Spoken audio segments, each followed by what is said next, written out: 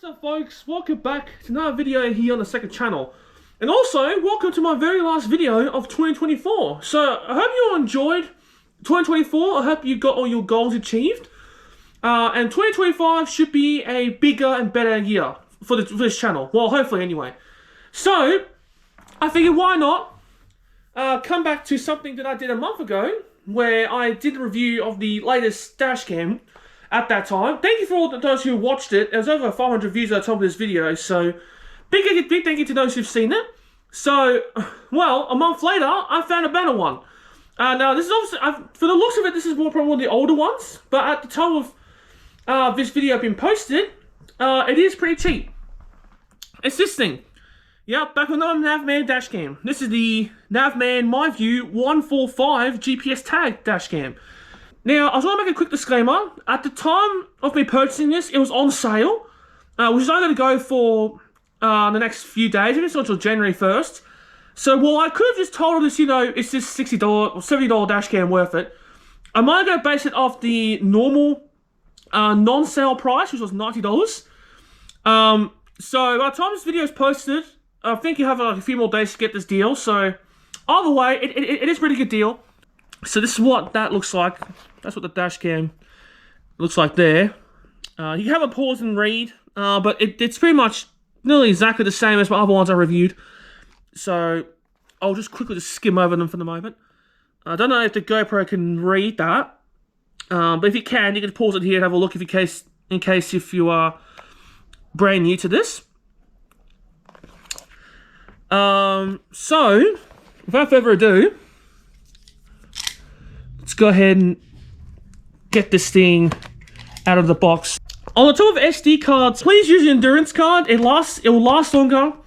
I'll leave a link down below so you can go to the Navman MyView website, and you can search up the particular dash cam that you're looking for, and it'll show the list of suitable ones. Now you can use a normal micro SD, like a SanDisk. Like a normal SanDisk micro SD card, but they won't last as long. They're not optimized for it, so please go get an endurance card. It'll last a lot longer. Like I said before, this will go up to 128 gigabytes. So just keep that in mind here.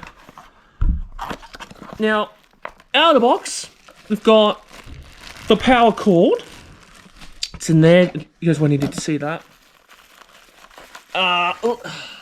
There's the camera itself, but I'll get back to that shortly. And the suction cup mount, and that's it. That's literally all there is. We'll go open the camera, and here's what the camera looks like. Nice and simple. It feels pretty lightweight, which I know some of you might think, oh, it's pretty cheap. It might not perform as good, but don't worry, I've owned plenty of Navman MyViews in the past, and I know how reputable they are. Obviously, that's subject to personal opinions, of course. So remember, before you set it up, make sure you take the film off, especially the front one. So take that one as well. And that's pretty much it there.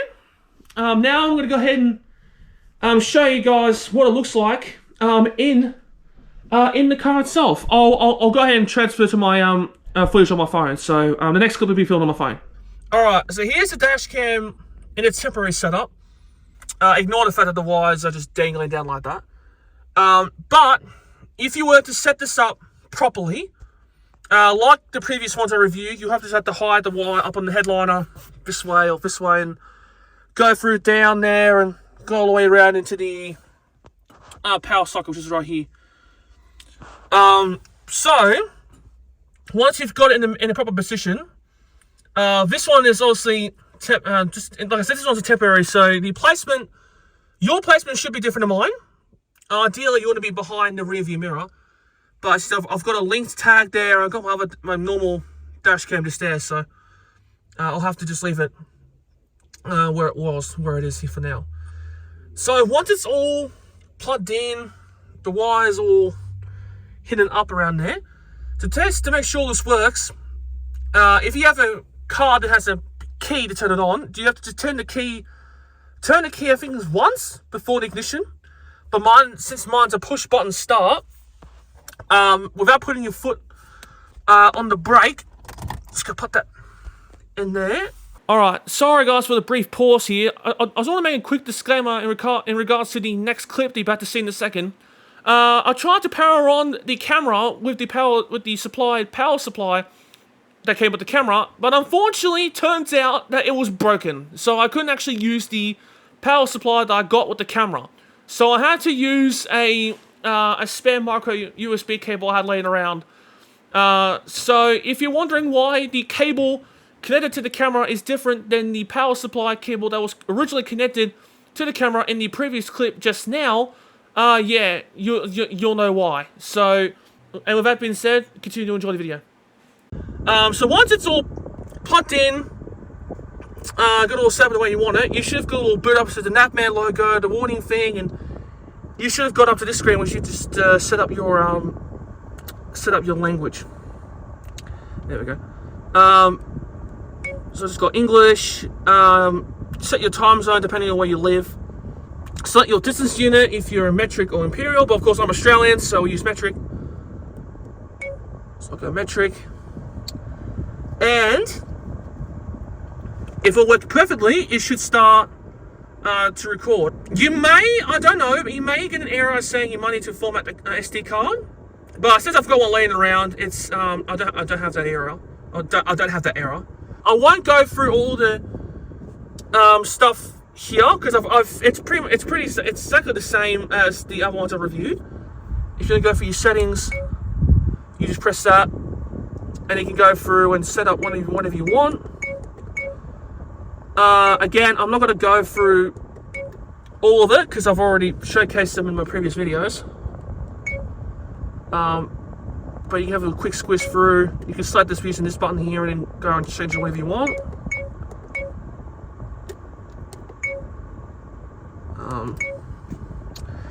So yeah, that's about it there. I'm going to go ahead and now showcase some day and night footage. Alright, so here is some day footage from the dash cam. Now, already this looks a whole lot better than the newer, cheaper option that I reviewed last month, or yeah, around about a month ago. So I don't know why that quality was a whole lot crappier than this one. Anyway, I haven't got much else to say about it, but the quality is really good for the price. And it's basically you get what you pay for situation, although this one's obviously 10 times better. So I haven't got much else to say. The quality is pretty much the exact same as the older Navman MyView dash cameras I reviewed the past couple of years.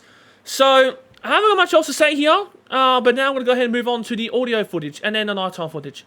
Alright, so here is a audio sample from the Navman MyView 145 dash cam. Now I'm going to predict that the audio is going to be a lot better than the previous Navman dash cam I reviewed a month ago. Probably be the same quality as the Navman MyView 100 dash cam I reviewed over a month ago. Oh, not a month ago, over a year ago, sorry. The quality I think is going to be the same as the MyView 100. So, in other words, I think the quality is going to be a lot better. So I think the quality is going to be not that bad for the price. Especially you get what you paid for. So there's the day sample.